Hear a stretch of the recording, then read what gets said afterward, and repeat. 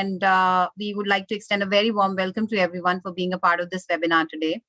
To start with, I would like to welcome Mr. RCM Reddy, the India BRICS Skill Development Working Group Chair and Managing Director and CEO of SchoolNet India, to give his address and set the context for the session today. A very warm welcome, sir. Thank you very much, Deepthi. Very good afternoon, good evening, good morning to all the colleagues from Brazil, Russia, India, China, and South Africa. It's always a pleasure to have the colleagues from our BRICS countries because they bring in very, very useful perspective.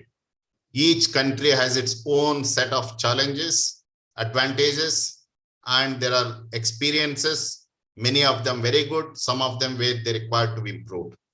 So the whole objective of this webinar is to understand the policy perspectives, policy framework in each of these countries, so that the best of those can be understood by the other participating countries and the delegates so that they could be adopted.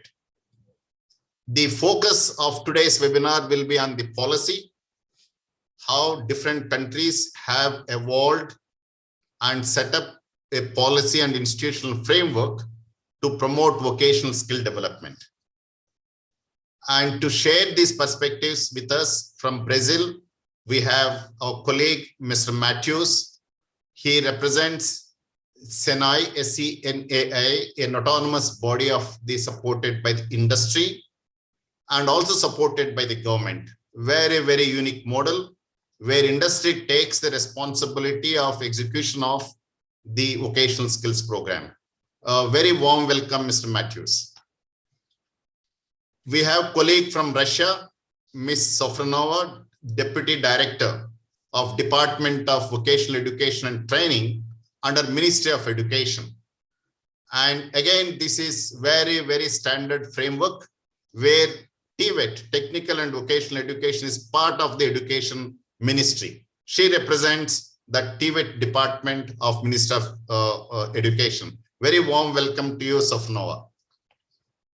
We have from India, Mr. Arun Pillai. He is Chief Strategy Officer of National Skill Development Corporation. NSDC is a very interesting public-private partnership body, owned and promoted by the industry in partnership with the government. They implement government-supported programs as well as coordinate the setting up of standards, assessment, certification protocols. And very warm welcome to you, Arun.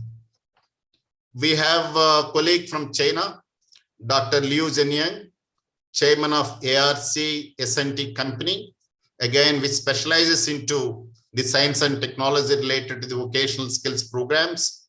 And very warm welcome to you, Dr. Liu.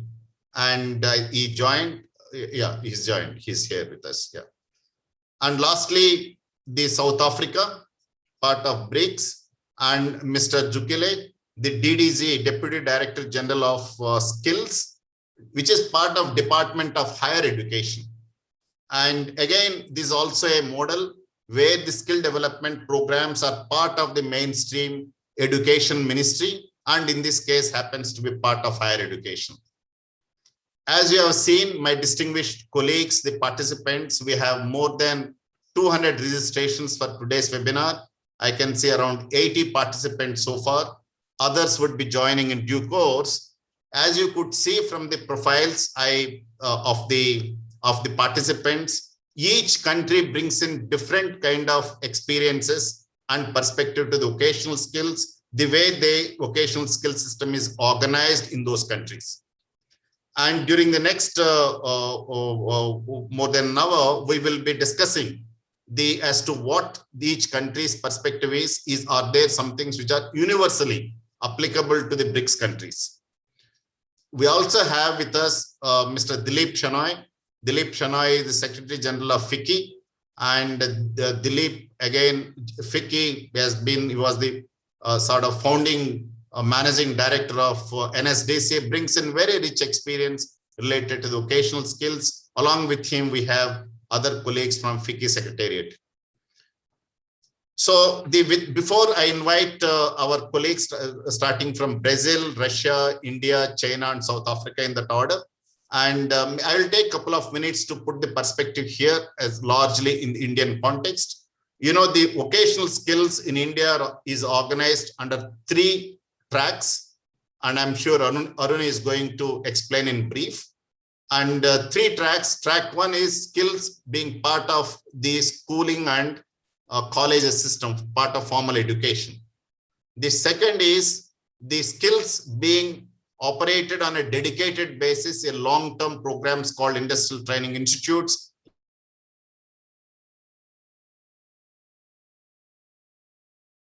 Stream of vocational skills training. The third is the short-term job-linked training programs, which are very short, job-linked, and operated through National Skill Development Corporation ecosystem. So under these 3 formats, which is part of education, integrated, embedded in education, exclusive long-term vocational skills programs leading to diplomas and degrees, and third is the short-term job-linked training programs leading to certifications. These are the 3 strands largely we have in India. In addition, we also have the corporate social responsibility, philanthropic institutions, CSR institutions, as a part of their CSR agenda to support the youth from below the poverty line. They also support the implementation of vocational skills programs.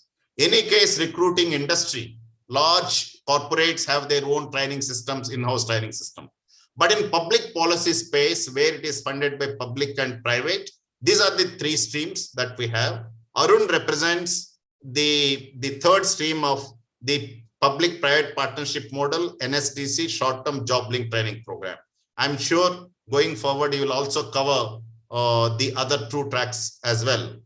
Reason why I'm explaining this is that globally, this is how most of the vocational skills policy framework is organized. And we would like to hear from the panelists as to how the vocational skills institutional framework in this. Another element which I would request the panelists to throw light on, how is this funded? You know, India, we have large number of people. Many of them are below poverty line, and some of them, significant percentage of them, drop out from the formal education system. So we have this category called NEET, not in education, employment, and training. Skilling them and putting them in jobs, the government brings in huge amount of support systems. We have flagship training programs where the government actually supports the private partners, training companies, in imparting training and putting them in jobs. Are there similar kind of experiences in Brazil, Russia, and China and South Africa? It will be very, very interesting to know. The certifications, short-term job-linked training programs in India are certified by industry promoted sector skills councils. So leading to each sector is automobile sector, retail sector, healthcare sector. Each sector has a system of certification. They have all the standards, they assess and certify. What is the kind of corresponding vocational, this standards assessment certification system in these countries? Lastly, what is the role of industry? Industry is very, very important because ultimately it is the industry which recruits the people, and it has to be their demand, their nature of requirement is the one that actually determine the type of training programs that need to be done.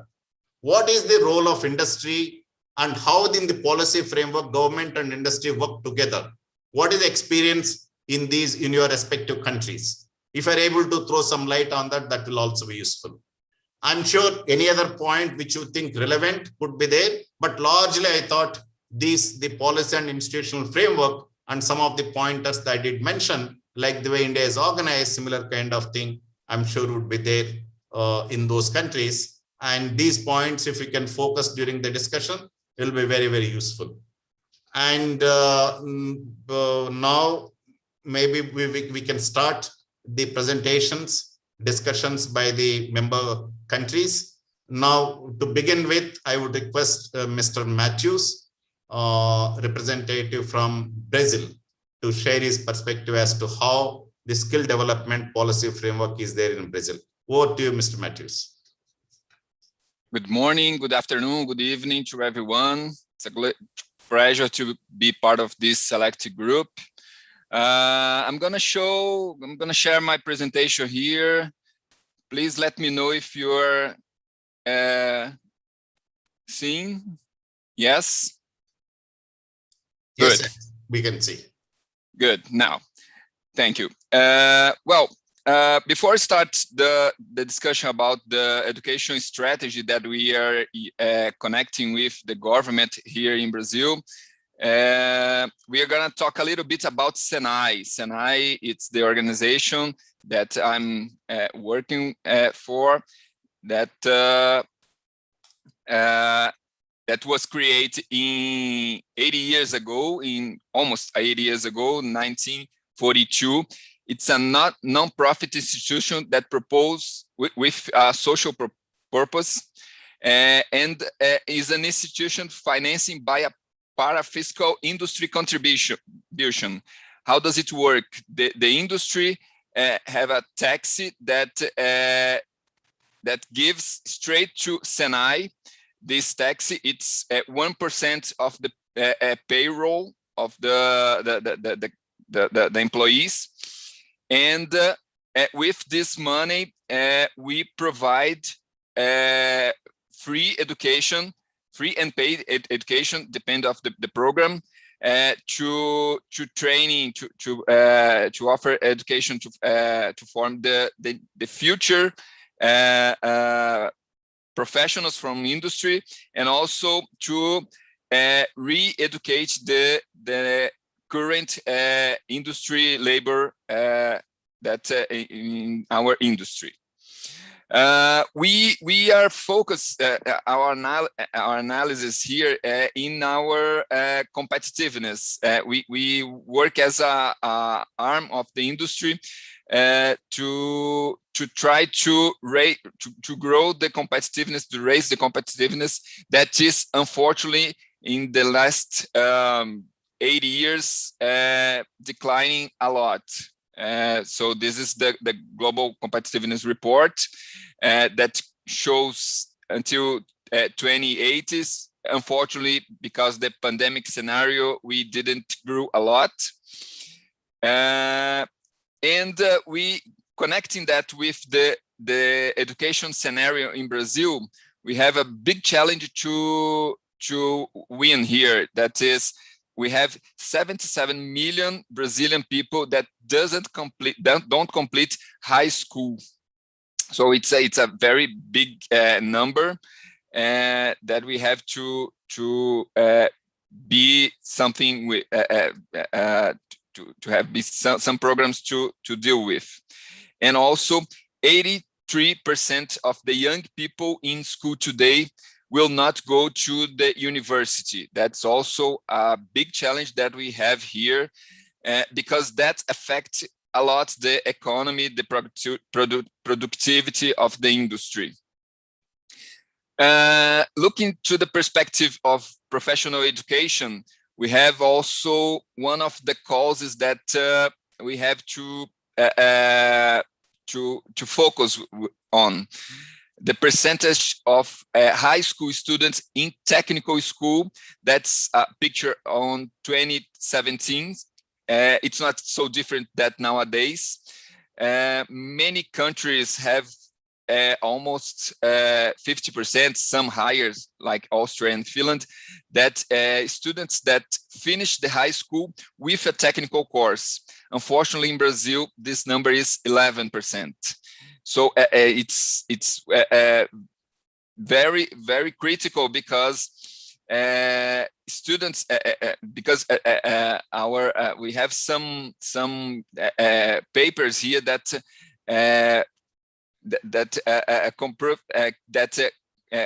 students that complete the vocational training courses increase work average hourly by 80.8%.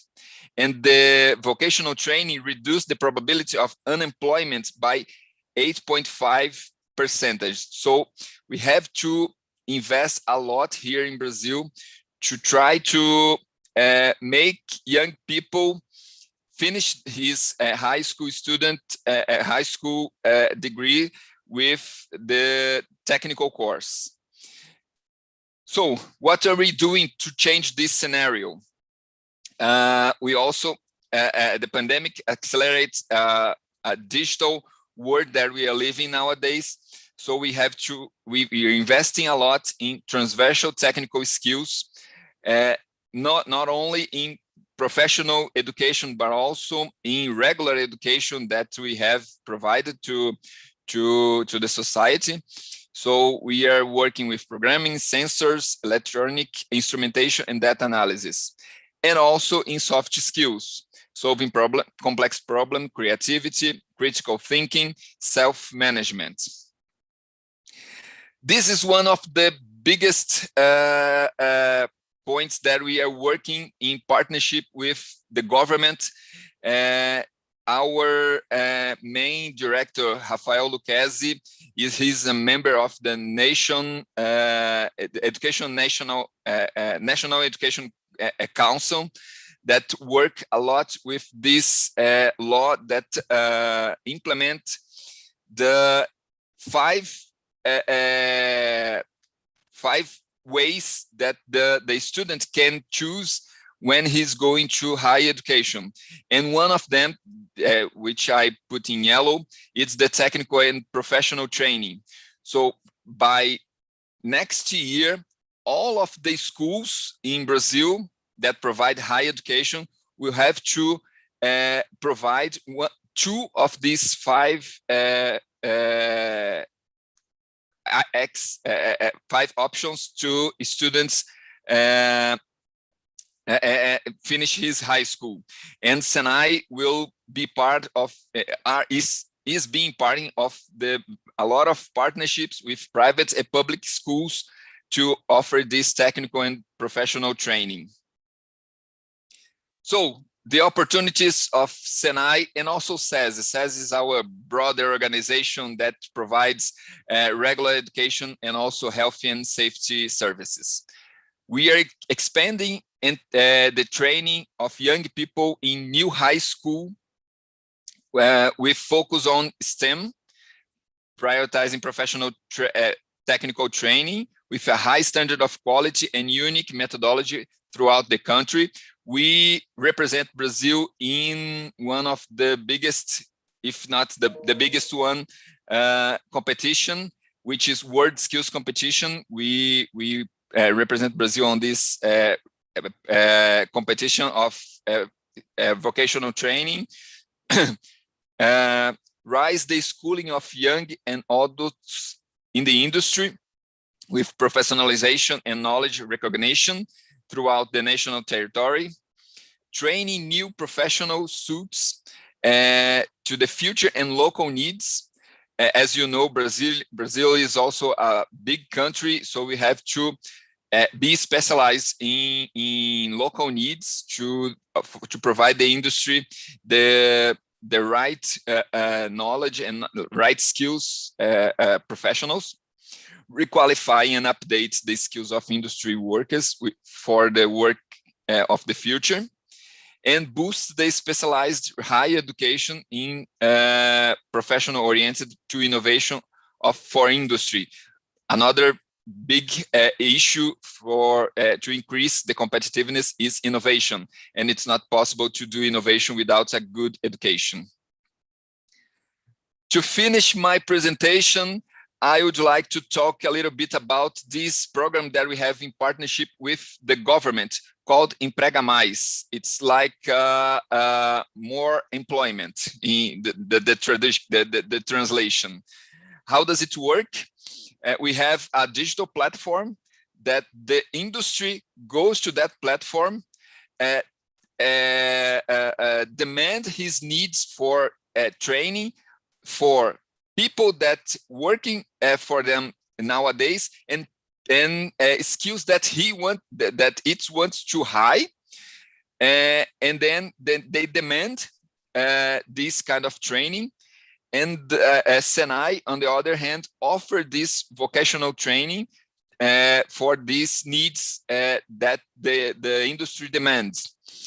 So we gave some vouchers to the industry, and the industry give that voucher to the people that they want to be trained. It's a very big program here in Brazil. We have more than 5,000 industry participating on this program, and also more than 50,000 people that is already being qualified to go to the industry. The insertion of these people on the market, it's huge. It's more than 80%. So we are believing that this program can help us in a short time to offer the industry the right skills that it is needing nowadays. So thank you very much for the time, and I'm be happy to answer the questions. Thank you very much. Thank you very much, Mr. Matthews. Two very interesting features that you explained, where the industry pays a tax. That tax goes to SENOI, and SENOI in turn uses it for training of the people for vocational skills, and which is very, very, very good feature. So it is the industry which contributes, industry has the ownership, but with the support of the government, as government as the enabler. The second one, on the last point, what you mentioned, the vouchers where you give it to industry partners in turn administer. That's also very, very useful, interesting model. Maybe if it is okay with you, if you could share some more detail to the secretariat, FICCI secretariat, on our email group, the information as to how both these actually operate, we will in turn share it with the larger group. They will be very useful. Thank you very much. Now, may I request now colleague from Russia, Ms. Sofronova, the Deputy Director, Department of TVET, Minister of Education. Good day, dear colleagues. Thank you so much for the invitation, and I'm so glad to welcome everyone in this webinar. It was so interesting to see the presentations of colleagues, and the vocational education and training system is very important in the educational system in not only in Russia, all over the world. I have no presentation, I have just a report. And what about the main trends in the development of vocational education and training system in Russian Federation throughout the world in the context of globalization of labor markets? There is a growing demand for specialists whose competencies are recognized in the international level. In recent years, the popularity of professions from the vocational education and training system among young people has been growing. And the development of vocational education and training system in Russia and in all over the world follows trends in the qualitative growth of human resources. And now there are some trends following in Russia.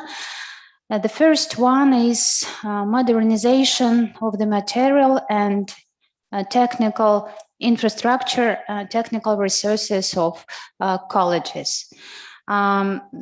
This mission is funding from the federal budget in Russian Federation, and by 2024 we're planning to update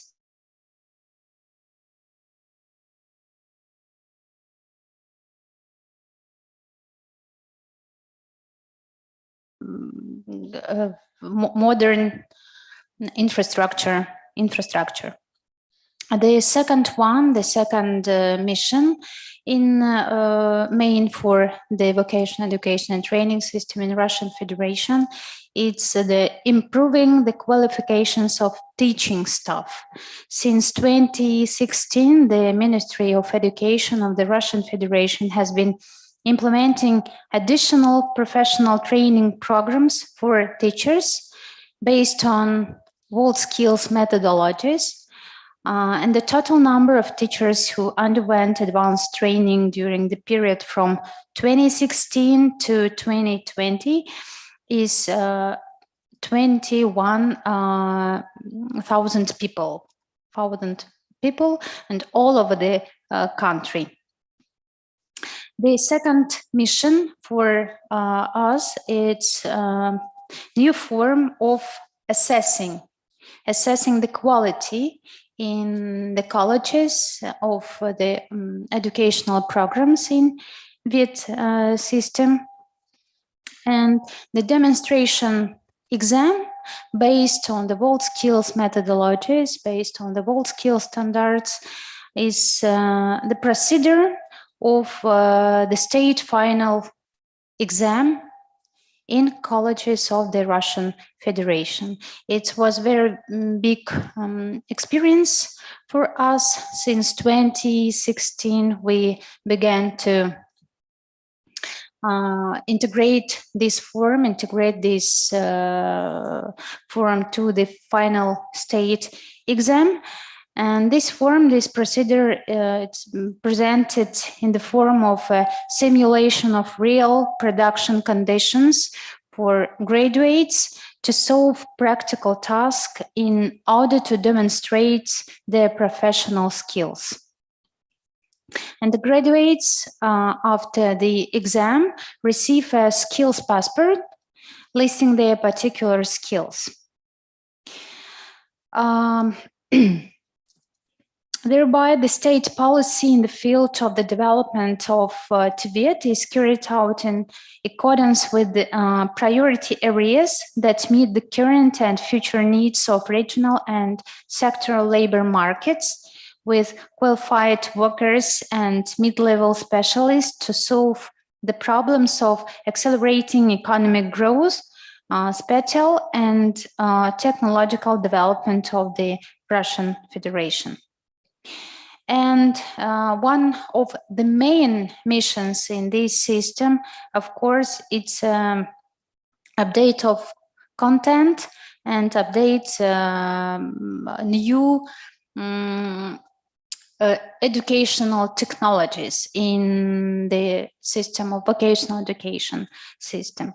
And the content of educational programs is based on the state federal standards, and these federal standards based on the professional standards. Professional standards are generated from the industries, and from the organizations, and they are implemented by the Ministry of Labor and Social Protection of the Russian Federation. And we think that it's very important for us to collaborate these two industries: education, professional education, and the labor. Also, we, in the context of the development for the future, for the development of the future skills, future development of our professions. The federal states and the educational programs are based and include the WorldSkills methodologies and the WorldSkills content of the WorldSkills championships content.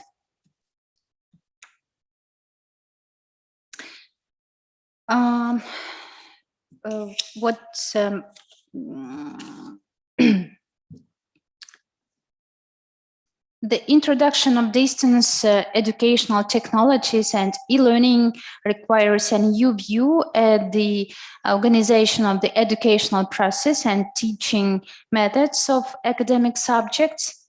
Although the distant educational format has become dominant in this stage, and it should be emphasized that distant education is intended not to replace, but to supplement and enrich the formats of interaction between students and teachers. I think that is all. There were the main trends in the development of TVET system in Russian Federation, and also we're ready to answer questions.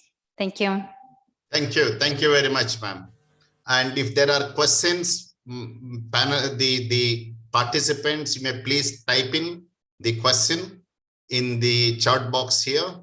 And if there are questions specific to the panelists, we will try to answer there. If there are common questions at the end, if the time permits, I will pick up those questions and request the panelists to ask. And otherwise, each panelist is free to answer those questions which are addressed to you. Thank you very much. And you made two interesting points. One is, I think, the most striking one, Ms. Sofnova, what you guys are doing in Russia is aligning yourself with the world skill standards. You mentioned about the training of vocational skills teachers using the world skill standards. About 21,000 teachers have been trained and during the last 4 years. Similarly, the assessment systems, also you aligned entire assessment system towards the world skill standards and including the industry simulated hands-on approach kind of teaching inside this. They're very, very, very useful. And the moment the countries align the standards to world skill standards, then you have by and large a standard competency that is recognized the world over. I think that's a very, very useful move that the Russia is doing of benchmarking with the world skill standards. Thank you very much, Sofnova. May I now request Mr. Arun Pillai, the Chief Strategy Officer of NSDC, to present the perspective in India. Over to you, Arun.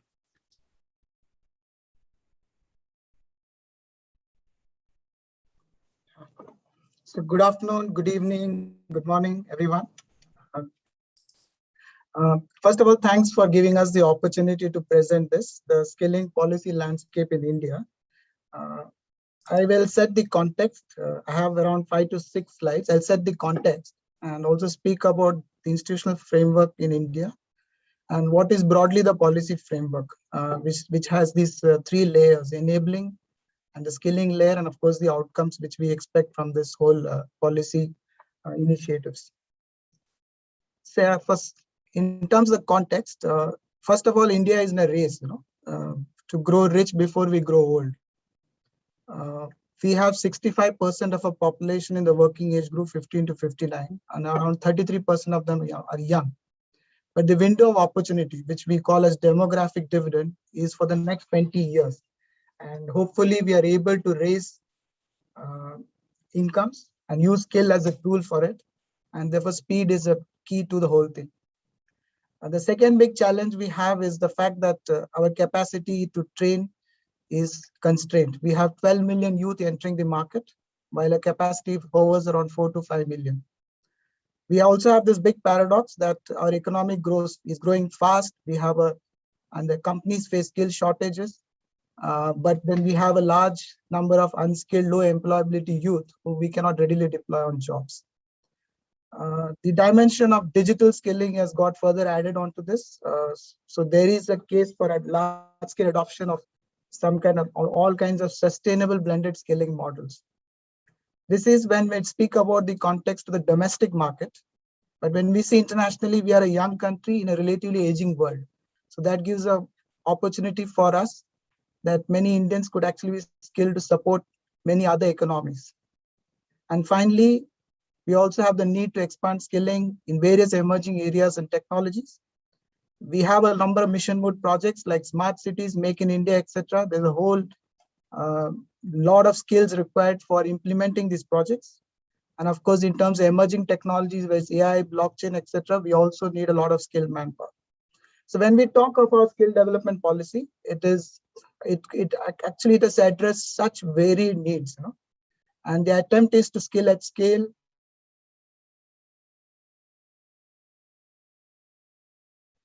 I'll just quickly move to the institutional framework. We have a ministry. We have a Ministry of Skill Development and Entrepreneurship. Under the ministry, we have these three institutions. There's a National Skill Development Fund. There's a National Council for Vocational Education and Training, which is a regulatory body. And then we have the Directorate General of Training, which runs the Industrial Training Institutes, which Mr. Reddy spoke of some time back. Then we have this interesting institution called NSDC, of which I am part of, which has an investment management agreement with NSDF. So NSDF has given some funds, which NSDC manages. And it gives these funds, or rather deploys these funds in the form of loans, grants, equity to create private sector training companies. One set of institutions, which is the private sector, the training companies. The other is through grant, various sector skill councils.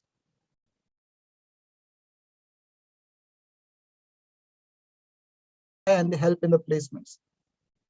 NSDC, we were established in 2008, and we are 51% owned by the private sector, 49% by the government, and the big industry association, including FICCI, CII, ASSOCHAM, NASSCOM, etc. Each one of them holds equal shares in us. This is at the national level. At the state level, we have what I call a state skill development mission. So India has 29 states and around 7 union territories. So at the state level, these are the nodal agencies for skill development. And further down at the district level, we have something called district skill committees. These are nodal bodies for carrying out the various skill development initiatives. So this is largely the institutional framework. What is interesting is the fact that the left side of the box you see, the NSDC, this is all in the format of a public-private partnership. Moving to the policy framework, I tried to put the landscape in a single piece of diagram. You can see below that trainee or the industry is at the core of what we do. At the extreme top is the entire enabling layer. When we talk enabling layer, we talk of the entire financing, the ICT pieces, the standards, the models of engagement, the various trainers, assessors, all the curriculum and all the technical side of skilling. This whole thing is the enabling layer, and various policies we see which we have done over the last 10 years is to enable, to create this layer. Within this layer lies the skilling layer, which is where the actual skilling action happens, where the demand assessment, mobilization, counseling, actual training, assessment, certification. And of course, as a result of this, we have the outcomes, which is either in the form of placements, apprenticeships, entrepreneurships, increased incomes. Some of our trainees go for higher learning, lifelong learning, inclusion, quality, etc. So this is largely the policy framework under which we operate. When we talk about the enabling layer, I'll just briefly speak about each of the layers. First is the public-private partnership model. The institutions which we speak, that is NSDC, SSC, are primarily PPP kind of models. Even at the delivery side, when it comes to the skill development schemes, the financing is done many times by the government, public financing. The delivery is done by private training partners. So the key to success is how these partners are incentivized. So the PPP model or the PPP design is very, very critical element of the policy. The second piece is the catalytic skills financing. In the beginning, or rather, a large extent of the funding has been through debt. We had funded a number of these training companies, provided soft loans with low interest rates and long moratorium periods.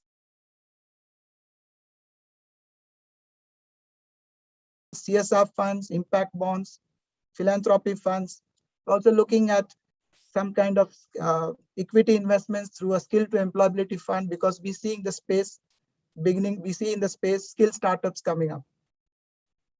The third piece, the policy support, is more on the training capacity creation. We have a set of hub institutions. We have in every district of the country, we have a model center. It's called the Prime Minister's Skill Center. Similarly, we have ITIs, we have schools and colleges. So these act as hub institutions.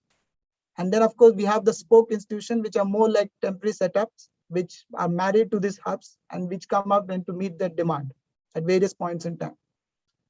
The fourth area in terms of enabling is the whole ICT piece. We have a Skill India portal, which is a digital platform that's a repository of all the training companies, trainees, centers, trainers. We have another portal called ASEEM, which is used for job matching, trainee job matching. And also we have a portal called eSkill India, where a lot of digital content is aggregated and which can be used by the trainees and the training companies for training. The fifth piece in terms of enabling is the attempt to integrate it with the education system.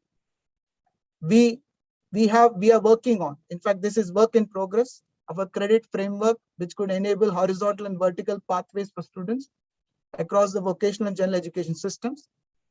We are working on integrated delivery channels. So today skilling is less delivered through schools, colleges, etc. But the idea is that over the next 3 to 4 years, schools, colleges would also be integral part of the skilling delivery channel. And finally, putting everything together on a digital platform. So when a student enters the system, it's a seamless journey for him or her across education and skills. Again, this is a work in progress. This whole piece on integration education ecosystem is a work in progress. On terms of training standards development, we have a national skills qualification framework, level 1 to 10 competency, and we are close to 2,000 standards, 2,000 job roles for which standards have been developed. In terms of trainers, assessors, etc., we have a digital platform for trainer registration. Close to 60,000 trainers and 15,000 assessors are registered on it. And we have many standardized training of trainer programs that are delivered by the sector skill councils. In terms of international workforce mobility, we work with the Ministry of External Affairs and Indian embassies for the government-to-government interactions. We try to harmonize our skill standards with countries, destination countries where Indian workforce go. We try to harmonize the skills qualifications and have dialogues with the regulatory agencies. The other piece on enabling is how do we synergize with other government mission projects. Skilling is a horizontal initiative for us, so it aligns with the skilling plans of other ministries, and we work in partnership with other ministry projects. We have a skill research and market analytics piece. This is a work in progress. We're trying to build a labor market information system, which is common across the entire education skill ecosystem. There is a drive to decentralize the skilling delivery. We have capacity building of all the district skill committee members or industry cluster association members, etc. And finally, when it comes to training in future skills, we have a platform called Future Skills Platform, which is used for skilling in emerging technologies. And we are working on schemes where we could financially provide financial incentives to upskilling of workforce. Moving on to the policies which enable the skilling layer. The first is around the demand assessment placement linkages. The sector skill councils act as a nodal agencies for industry engagement. They support these initiatives. Placement, apprenticeship. The youth in terms of aspirations, advocacy, mobilization. The focus is on career counseling, behavioral change campaigns. We carry out large campaigns, and of course, world skills. We reward the world skills participants, winners, etc. So they end up as role models for the rest of the ecosystem. On the training side, we have guidelines for the minimum standards for training labs, etc.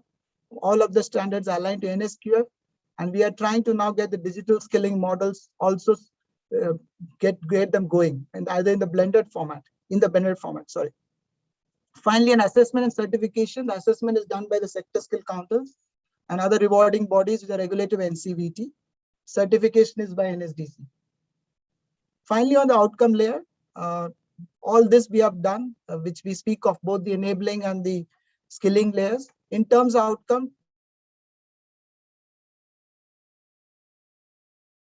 institutions. As I speak, we have 683 training partners and 10,000 centers, with 700 of the model centers.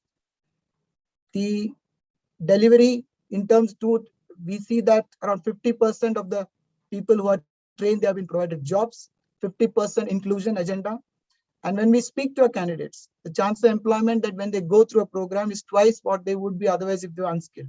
They also report 15% reported rise in income during the training programs. More importantly, when they move from their own homes to their workplaces, there is tremendous increase in confidence as they navigate the labor market. That is on the funding, the create delivery side. We also, as I mentioned, we spend. Sorry to interrupt, Arun. Under this column of deliver skills and jobs, 2238 trainees is a mistake. Yeah. It's a mistake. It is 25 million trainees. 25 million trainees. Yeah, sorry, it's a mistake. It's 25 million trainees. 25 million trainees. Yeah, that's right. Just for the benefit of our friends. Sorry. So 25 million trainees. Yeah. Sorry. And then seed funding of around 17 million to sector skill councils, and the whole range of enabling thing in terms of standards, content, assessors, etc. So that's broadly the way our policy landscape is in India. I'm open to questions. Thank you. Yeah, just to thank you very much, Arun. And he brought out the essentials of public-private partnership as the way it is being practiced in India.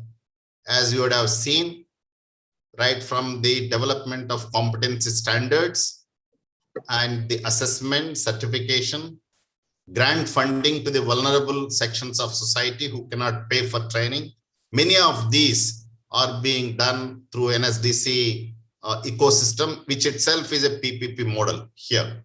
And over and above the funding that was mentioned by Arun, we should also realize there's a huge amount of money being spent by Ministry of Education. As I said, those three tracks I mentioned, Ministry of Education investing in the skills components in the formal education system, Ministry of Skill Development and Entrepreneurship, and through state governments, the ITIs, Industrial Training Institute, to give diplomas and the polytechnics, that's another, and then NSDC ecosystem. So in terms of funding, enormous amount of funds being spent.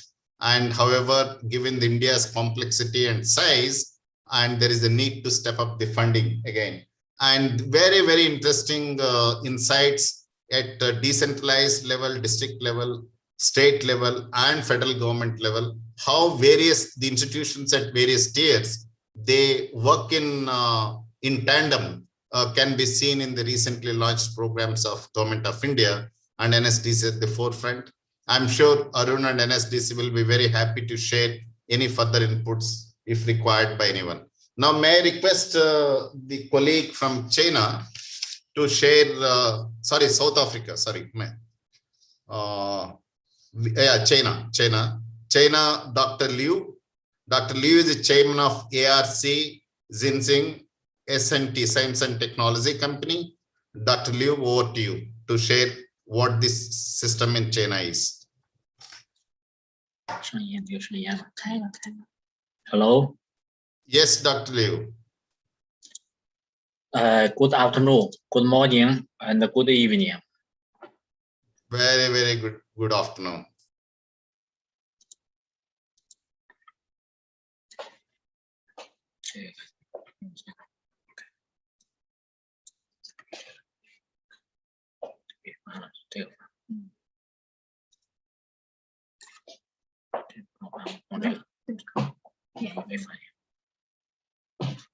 Yeah, thank you, Dr. Liu, for your introduction here. And as we can see, as all of you can see from the introduction, Dr. Liu is very, very versatile, very respected professional in China who understand the skill development landscape very, very well. And Dr. Liu, your presentation, please. Okay, thank you. Okay, now I will give some explain the introduction about China's existing skill training policy from the government, and the first from the 2019 and 2021, and some action plan for implementing vocational skill upgrading. Firstly, the key point, firstly, carry out the skill upgrading and position transfer professional training, and for the enterprise employees. The second, the carry out training of vocational skill upgrading and the innovation for key employment groups. The third is to translate the poverty alleviation by skill for poor labor force and the children from a poor family. Number 4 is implement of a lifelong vocational skill training regulation and build a lifelong vocational skill training system. Number 5 is support the enterprise to set up a vocational skill training. Number 6, support vocational college to carry out subsidized training and expand the scale of training. And next will be the encourage and support the social training and the evaluation institution to carry out vocational training, skill training, and evaluation. And the next is the innovate the training content and strengthen comprehensive training for vocational skill, generally vocational quality, and job hunting ability. And increase the financial support, implement and adjust subsidy the policy for vocational training, and improve the coordination mechanism of vocational skill upgrading action and play the role of all the parties. This is the main point from the 2019 to 21. And after the pandemic and consider the special situation for the vocational skill training, also have some policy from the government. For example, the notice on the supporting and encouraging workers to participate in online vocational skill training to address the COVID-19 pandemic. For example, this is from the National Development and Reform Commission, Ministry of Human Resource and Social Security, Ministry of Industry and Information Technology, and our China Federation of Trade Union. The key point from the six point. The first is open line vocational skill training resource without charge. The second, improve the quality of online vocational skill training resource. The third is that improve the online vocational skill training supporting service. Number 4 is increase the support for online vocational skill training. Number 5 is actively carry out publicity and mobilization. Number 6 is strengthen organization and implementation. This is the special policy. And for the another aspect for the promoting the high quality development of modern vocational education. Recently from the government also gave some the opinion, and also it means the policy. It including the strengthening the characteristics of vocational education and improve the system of integrating industry and education, and innovate mechanism for the social enterprise cooperation in running school, and deepening the reform of education and teaching. And also including the other aspect, especially for the internet, the internalization, for improve the level of running school with the Sino-foreign cooperation, and run well a number of extremely the China foreign cooperatively running school and program, strengthen cooperation with international high-level vocational education institution and organization, conduct academic research, standard development, and personal exchange. And another aspect about the expand the Sino-foreign cooperation and the exchange platform. This including the strengthen cooperation with international and regional organizations, promote the development of foreign-related industry organization in vocational education, and implement overseas training program for innovative teaching team of vocational school, highly skilled leading talents and talents in short supply in industry. Another aspect about the promote vocational education going overseas. This including the serve international production capacity cooperation and promote vocational school to go overseas by following Chinese enterprise, actively build a number of high-level international vocational school and launch a number of professional standard, curriculum standard, and teaching resource with international influence. All region school incorporate vocational education into their foreign cooperation plan as an important part of structure of sister city.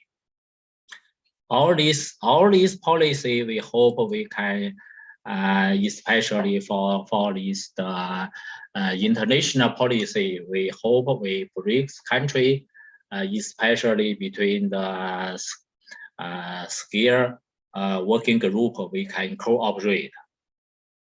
And under this policy, we have some implement practical work. So I will simply introduce, for example, for now we are continue to organize BRICS skill development and technology innovation competition.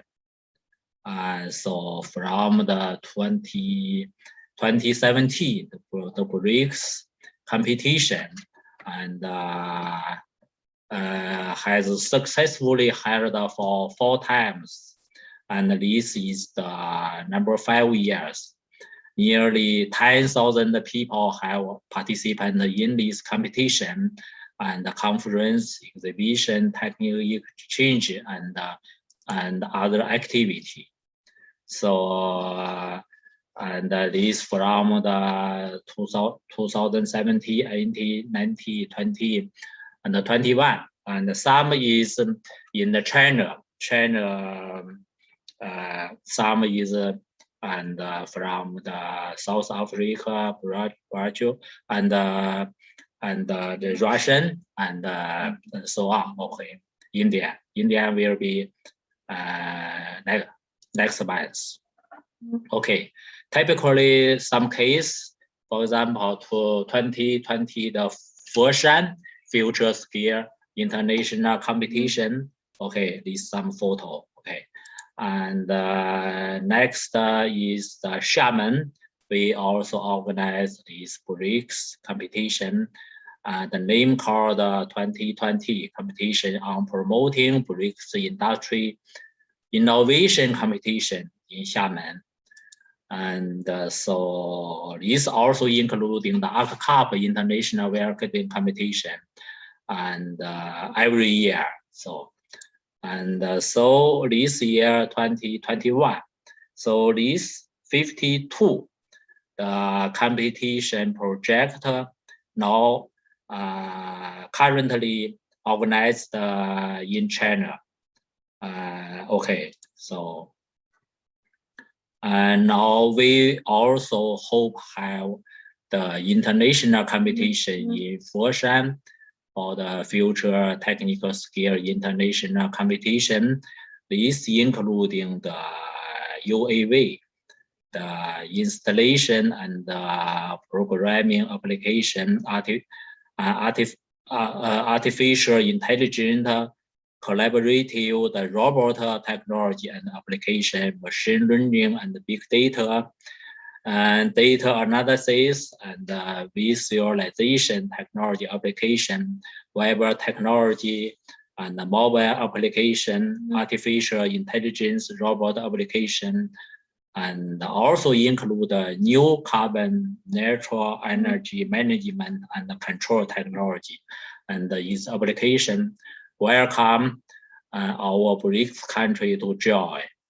And so next aspect is we set up the BRICS future scale international training base, and establish through this we set up a Belt and Road and BRICS scale development and technology innovation training center.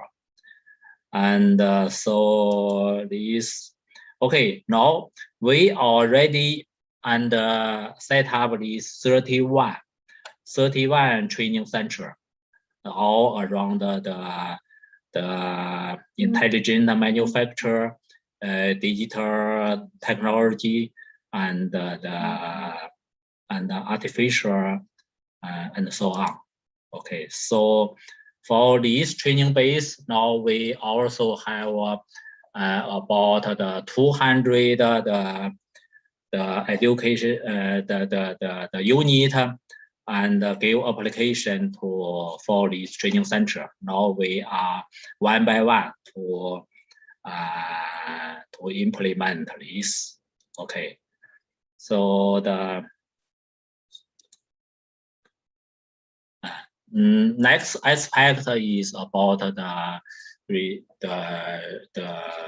research, for the future scale curriculum and the international group scale standard formulation. So the first we like to focus on this project like the machine learning, big data, industrial design, industry Internet of Things, robot system integration, blockchain, building information modeling, additive manufacture. In this aspect, first step, we'd like to our BRICS country together to organize to do this work. And now we are set up a BRICS Academy of Skill Development and Technology Innovation. Okay, so this work, the President Xi Jinping made remarks at the 12 BRICS summit on the 2020, and he said that China will work with other parties to flesh out the BRICS partnership on new industry revolution at a faster pace, adding that the China will set up an innovation center for such a partnership in Xiamen, Fujian province, to advance cooperation on policy cooperation, personal training, and the project development. So we welcome the participating. And so under the list, our work, the BRICS Academy of Skill Development and Technology Innovation, where our proposal is including the organization structure, is including some working center like the Future Technical Skill Development Center, Future Technical Skill Talent Cultivation Center, Talent and Introduction and Exchange Center, Achievement, Transformation, and so on. And so we hope to set up some business office, like the Russian business office, Brazil business office, South Africa business office, Indian business office, and to develop this worker. So this academy main work, the first is about the future scale research and development and the standard formulation. Second is about the international technology scale talent training and the construction of talent platform. The third aspect is about the international cooperative research and the technical exchange. The number 4 is about transformation and the exhibition of research achievement. So this is the finally I will set up a proposal about the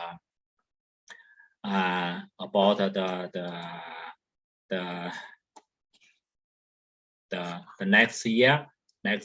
So next year the initiative of BRICS, the BRICS Alliance of Vocational Education and the Vocational Skill Cooperation, because the President Xi Jinping made the remarks on the 13th BRICS Summit on the 2021, September 9. China suggests to set up a BRICS Alliance for Vocational Education and to organize vocational skill competition to build up the platform for exchange and cooperation between vocational college and enterprise among the BRICS countries. So the next year we will under the from China, the organizing unit will be from the BRICS Business Council and the Ministry of Education, the Ministry of Human Resource and Social Security, Ministry of Industry and Information Technology, Ministry of Foreign Affairs, and also including the Xiamen and the government. Okay, we together to organize this vocational education and the alliance and the vocational skill competition. So all this work we hope our working group and to together to push promoting this work. Okay, so this is some policy from China government and our some proposal. Okay, so welcome all of our BRICS colleagues to join this work. Okay, thank you. That's all. Thank you very much. Thank you very much, Dr. Liu. Very, very detailed presentation. And my compliments for setting up of BRICS Academy for skill development. And in September, that is last month, your president made those remarks. Next year, China is going to be the chair of BRICS. And in anticipation, you did so well in setting up of this BRICS Academy, and compliments and thanks to you on behalf of all the BRICS participating countries. Your presentation also was very useful in terms of highlighting some of the critical challenges that we are all facing all over the world. One is, how do we blend online and offline? In vocational skills is very complex. So how do we actually integrate online and offline delivery methodologies for vocational skills you talked about? You also talked about skill centers set up by the industry, the enterprises, and the government supporting them. Again, truly demand driven. Then the third feature you mentioned, China encourage these vocational skills companies to actually go abroad wherever the Chinese investments, global investments are there in those countries. Along with the industry, a vocational skills training institution also comes up. Very, very innovative model. You talked about how do we integrate industry, education, industry on one side, education is on one side, and bringing both together, that intersection vocational education sits. Again, you talked about a lot of these innovations. And lastly, the focus on future skills, science and technology innovation, the future skills, how you actually identified for each of the skills program. One institute has been identified, 31 institutes you talked about, and several programs. I think these are all, including the poverty elevation, skills for poverty elevation looked at. So the range is skills to assist the poor people to get out of their poverty, which is at the bottom of the pyramid. From there, at the top of the pyramid, the future skills you are targeting. Very, very interesting, very detailed work. I'm sure we will all get benefited by the details, and we have NSDC, National Skill Development Corporation here. Arun represents that. Maybe it will be very interesting, Arun, to actually cooperate, to forge cooperation and alliance with the BRICS Academy and the Future Skills Academy of China to see what is that we could do together. Thank you very much, Dr. Lee. May I now request our colleague from South Africa, Mr. Jukile, the Deputy Director General of Skills Department of Higher Education Training and the Government of Republic of South Africa. Mr. Jukile. Thanks very much, Program Director. My greetings to all esteemed panelists as well as participants in this very important session. And I must say, I really appreciate that we, as South Africa, we are participating at this very important webinar. I can tell you that I've learned a lot already with the previous presentations from my esteemed members of the panel. My brief today is just going to be focusing on the skill strategy, which we have developed in response to economic reconstruction and recovery plan. So this is basically our response to COVID-19 in South Africa. Basically, I'll be covering some few topics here, but then the presentation will be available to all colleagues who would wish as well to have the presentation. Then it will be a brief background, purpose of the skill strategy, a purpose, approach, and principles, occupations that we have identified so far, which are required for us to implement economic reconstruction and recovery plan of government, and then interventions, and then we shall then conclude our presentation. Well, importantly, I must mention that it was in October 2020 when the President of the Republic of South Africa announced the Economic Reconstruction and Recovery Plan.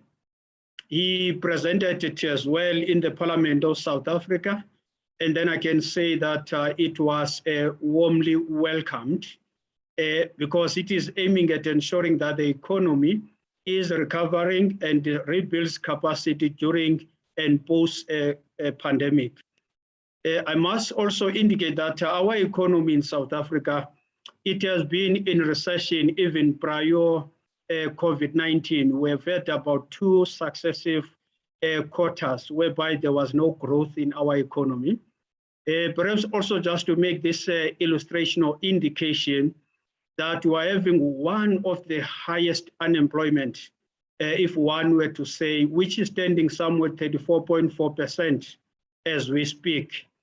And I can tell you that the majority of those who are unemployed, plus 50% of them, they do not have your grade 12 certificate.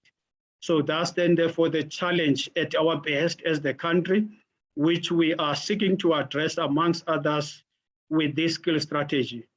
And I must also mention that we have presented the skill strategy also in the cabinet chaired by the President of the Republic of South Africa, of which the executive was quite very happy with the work that we are doing. And I must also make this indication in South Africa, we are such a very consultative country because we do have social partners, organized business, organized labor, community constituencies, as well as the state. So this strategy that I'm presenting here, it has been consulted already with various social partners.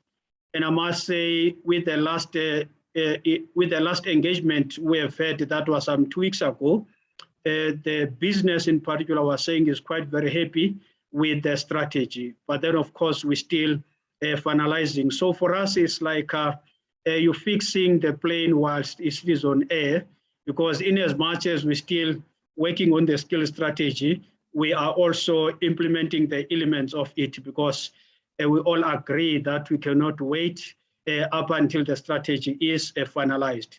But then also to mention that we do have what we call is a national skills development plan in the Republic of South Africa, which was consulted with organized labor, organized business, the state, as well as community constituencies, which was published by the Minister of Higher Education and Training on 7 March 2019. So it's sort of a long-term plan from 2020 up until 2030, but I'm not presenting it today. It's just to mention that we do have that plan, which is there consulted with everybody. So the ERRP, as announced by the President, is focusing on strengthening key sectors and industries of the economy, and includes a major mass employment drive linked to public services. I must say, just today, ministers were having a press conference or a media conference whereby they were launching the second phase of mass employment in South Africa, of which we have done quite very well. We started with a phase 1 in October last year, whereby we managed at least to have young people close to 600,000 participating in phase 1 of our mass employment drive. So today the ministers under the leadership of the President were having then the press briefing just to inform the nation with regard to phase 2 of our mass employment drive, targeting in the main young people, because the unemployment, especially for those who are between the ages of 15 to 24, is standing at 64.4%, is quite very high. So the strategy is supporting the implementation then of the Economic Reconstruction and Recovery Plan, and seeks to ensure that skills are not a constraint in its implementation. Importantly, as I've also mentioned, we're targeting, amongst others, these sectors of the economy, and ensuring in particular that women, youth are are prioritized whilst we're implementing the Economic Reconstruction and Recovery Plan. You'll see there some of the industries that we have identified as the priority with regard to ERRP in South Africa. Is infrastructure investment and delivery. Is one of those major areas that we are focusing on as the country. Industrialization through localization. It's one of the areas that we are also prioritizing as the country. Energy security, we have been having some really challenges with regard to energy security. By implication, that also has got some ripple effects in your manufacturing and other activities of your economy. But then obviously there is a huge work that is being invested around this area. Hence then therefore in our Economic Reconstruction and Recovery Plan is one of those priority interventions which have been identified by government. Support for the recovery and growth of the tourism, creative and cultural industries. So it's one of the areas, colleagues, I should think we've had the same or similar experience internationally, whereby we've had like your arrivals and departures, as well as the tourism activities in South Africa dropped by 71%. So that is why then therefore now that the economy is recovering, we're paying some particular attention, especially in the tourism in our country. Green economy interventions forever important for us in all our strategies and policies. You'll see that we do speak of our green economy interventions. Agriculture and food security, also one of our important interventions that we have identified as the country, obviously with the participation of, as I've mentioned, with the organized business, labor, communities, as well as the state.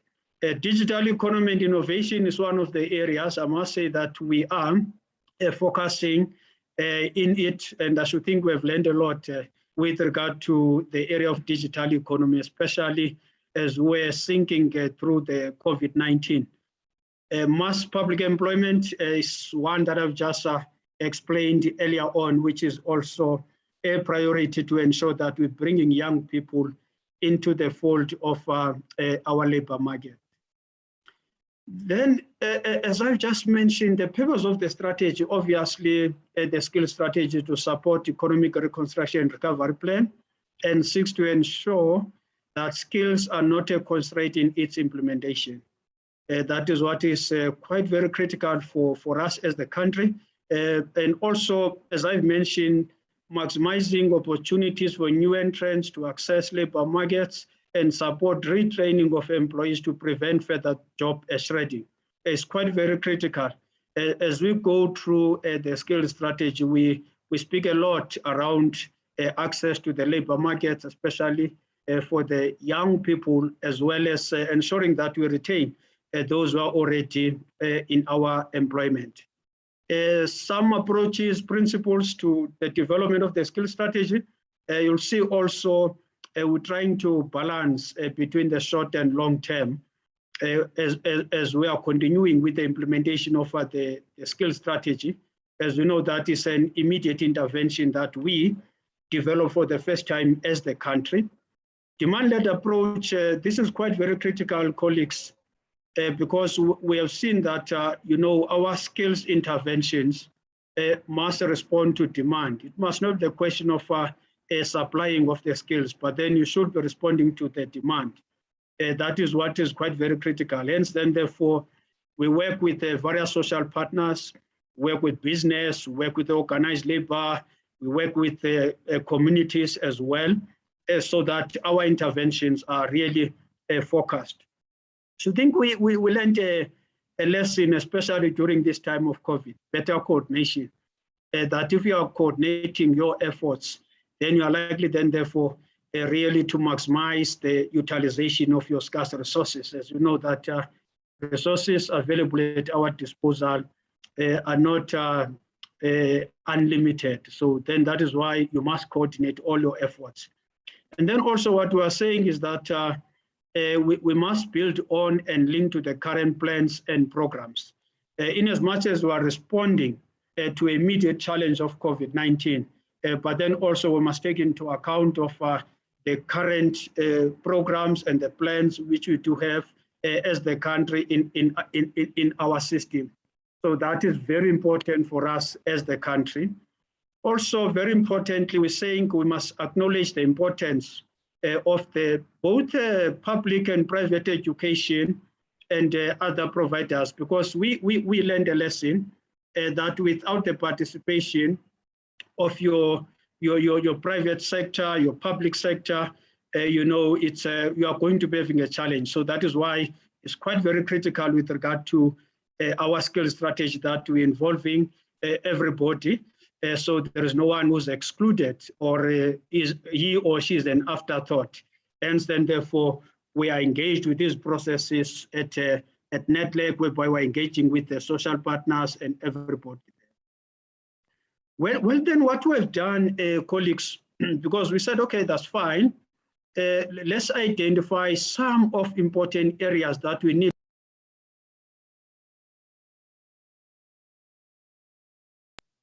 Oh, sorry, I saw it was a bit muted there. We have identified some of the critical interventions in our skill strategy. Amongst others, you know that intervention one is about expanding the provisioning of short skills programs, both accredited and non-accredited, so that we can respond to the skills gaps identified in the strategy itself. Intervention two also is linked to intervention one, the provisioning of short skills programs, both accredited and non-accredited, also to respond to skills gaps identified in our strategy. Well, intervention three, quite very critical, colleagues, because there we're expanding the provisioning of workplace-based learning opportunities, whether it's your apprenticeships, it's your internships, it's your work integrated learning, and so on. Quite very critical. You'll see that some of occupations, qualifications that we have identified those qualifications require some form of workplace-based learning programs or opportunities. Intervention 4 in our skill strategy is all about increasing enrollments in qualification-based programs that respond to occupational shortages identified in our strategy. Intervention 5, important, is to review and revise education and training qualifications, programs, and curricula to respond to occupational shortages and skills gaps, which we have identified in our strategy. 6, I know it's always a very challenging one. 6, about the critical skills list. As the country, we from time to time, if we do not have skills, have a visa for some of the skills that we think, we can get outside the country. And normally it's like those skills that will take a long time for them to produce, maybe 3 to 4 years. And then therefore we just open up so that we can get those skills, internationally. We are just finishing that work. We're busy with that work as was stated here of our critical skills list.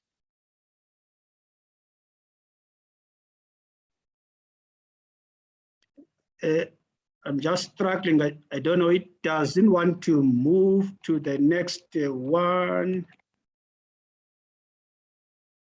Maybe you are unable to move to the next slide? Yes, I'm trying to move to the next one, is not moving. Maybe you can unshare and then share again. Yeah. Oh, yes, okay.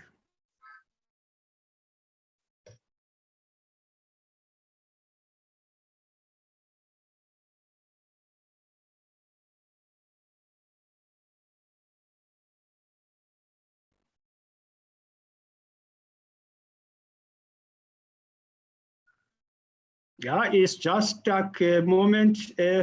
I'm not sure whether. Do you want me to try share for you? Yes, I should think do it from your side. I don't know what's happening. It might be connectivity related problems. So maybe if you are unable to move it, you could briefly explain. Okay, we got it now. We got it now. Yeah. Yes, we got it. Yes, I was just here now to come to intervention 7. Intervention 7, it's about strengthening entrepreneurial development program. So it's an area that we are also focusing upon as the country, because obviously we have realized that not everyone will be able to enter the formal employment. So we are investing a lot of our skills around this particular area in terms of the economic reconstruction and recovery plan. Intervention 8 is all about embedding the skills planning into economic planning processes and vice versa. So in the country, we're having in various sectors of the economy what we call is a master plans. So whether it's around agro-processing, we're saying that, the skills planning must be at the center. It must not be an afterthought. When we start with those processes, we must have skills planning being also prioritized in the process. Intervention 9, it's a very interesting one as well. It's a national pathway management network. We are working in this one very much with the Department of Employment and Labor, as well as the presidency. Normally we refer to this one as the network of all networks. So it's like from learning to earning, it's whereby young people will access this network, where they will be accessing all the opportunities which are provided by government, whether it's with regard to workplace-based learning, it's the learnerships, apprenticeships, as well as what I've mentioned earlier on the presidential youth employment, the mass employment program that we are running as the country. So they will just go to that National Pathway Management Network to access those opportunities. Well, intervention 10 basically is all about us, as the Department of Higher Education and Training, as well as our entities and institutions. We've identified some of the important things that we are saying are quite very important for us to address if we are going to deliver the skills which are required for the economic reconstruction and recovery plan. We can just go to the last slide, Sherry. Okay. If you see then here, Oh, yes. Go back to that one. Go back to that one. It's where we're showing those occupations, ne? Go back again. Yes. Yes. Yes, yeah, thanks very much. What we have done in this process of developing the skill strategy to respond to economic reconstruction and recovery plan, we have identified occupations or qualifications that we need to focus. You see, when I was explaining those interventions, I will be speaking about workplace-based learning, I was speaking about enrollment.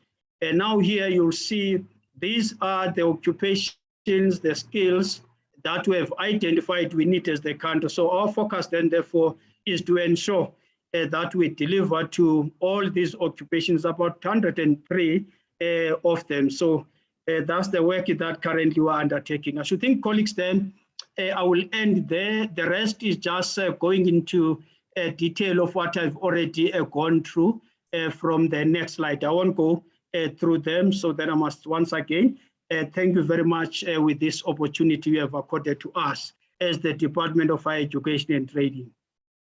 Thank you very much, Mr. Jukile. And thank you for very, very, very detailed presentation. In fact, what is impressive is that you started with the first slide talking about vocational skills and its context, economic redevelopment, economic development, growth strategy. And from there, you actually went down to identification of profession, which profession is needed to meet these objectives, policy objectives of economic growth and employment generation. And very nicely done. And you write the part of higher education, you also talked about cooperation with the labor department. And as I say it, I think this is the way to go about from macro to very micro. Once you get in, then that integration would be there. So what I suggest is that we are almost now the allotted time. We are already 7 minutes past that, up to 90 minutes. We're already about close to 7 minutes thereafter.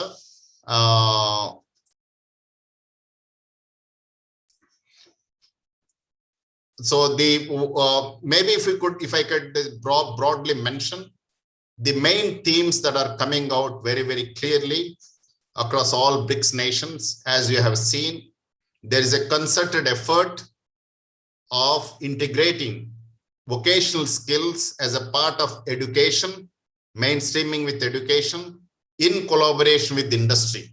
Their efforts are there right from the first presentation when the Brazil talked about the vocational skills being the 5th stream for the students to take, and to what has been mentioned by South African colleague. I think it's very clear everywhere, and there is an effort of integrating.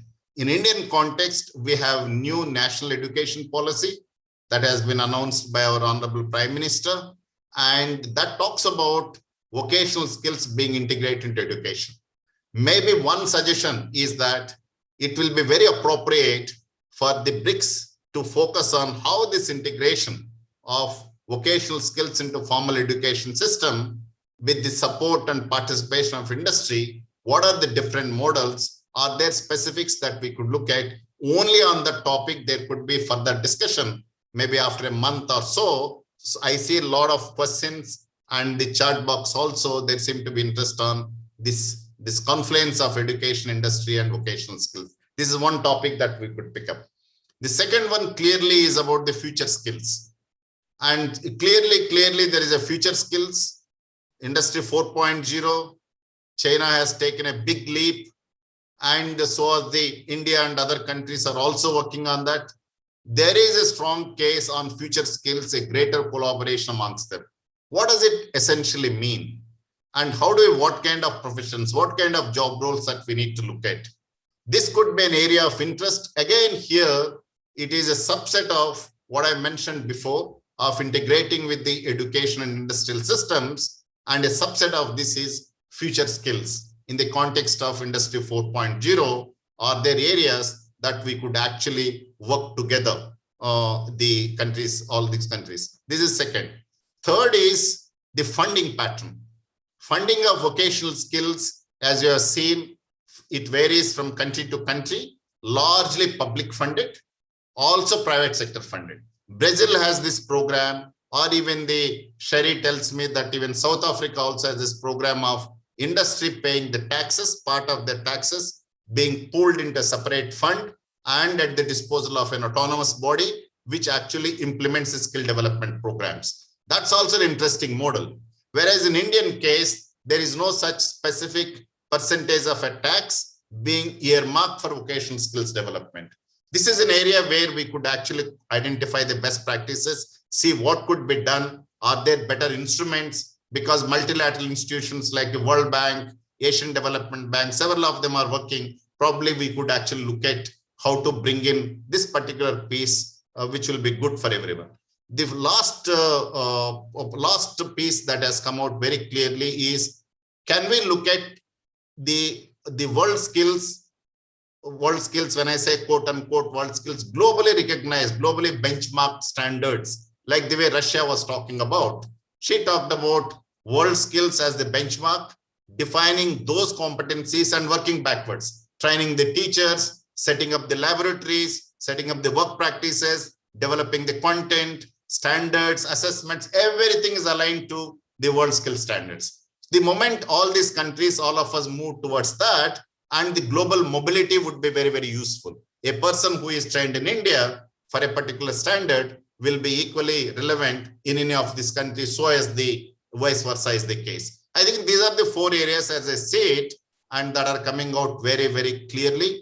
And maybe going forward, and India has next 2 months of the chairmanship of BRICS, and now we are in October, November, December. I would request the Secretariat, FICCI, to coordinate and see any of those 4 themes that we discussed. If there could be detailed deliberations, that will be useful. Also, mind you, just for the benefit of the participants, there is a knowledge forum for BRICS that has been created. There's a portal. All these presentations will be made available on that portal. Any of the knowledge papers, research papers will be available on that portal. And please make use of them. In case any participant wants any additional information, feel free to reach out to FICCI Secretariat, Indian Secretariat, or to the individual panelists. I'm sure they will all be more than happy to share this. And with this, I would like to thank, before I close, I think the gratitude is in order to my colleagues in FICCI, the Indian the side which is coordinating, Sumit, Amit, Deepthi, and all other colleagues there, Chetan, Rajesh, everyone who has put a lot of efforts in getting this program together. And also the Secretary General of FICCI, Mr. Dilip Shanai, who is here and who has been sort of supporting and guiding these interactions, and all the participants. And lastly, to the panelists who have taken their valuable time to be present here and share their experiences. Thank you very much and take care. All the best. Deepthi, we close? Yes, sir. Thank you, everyone. Thank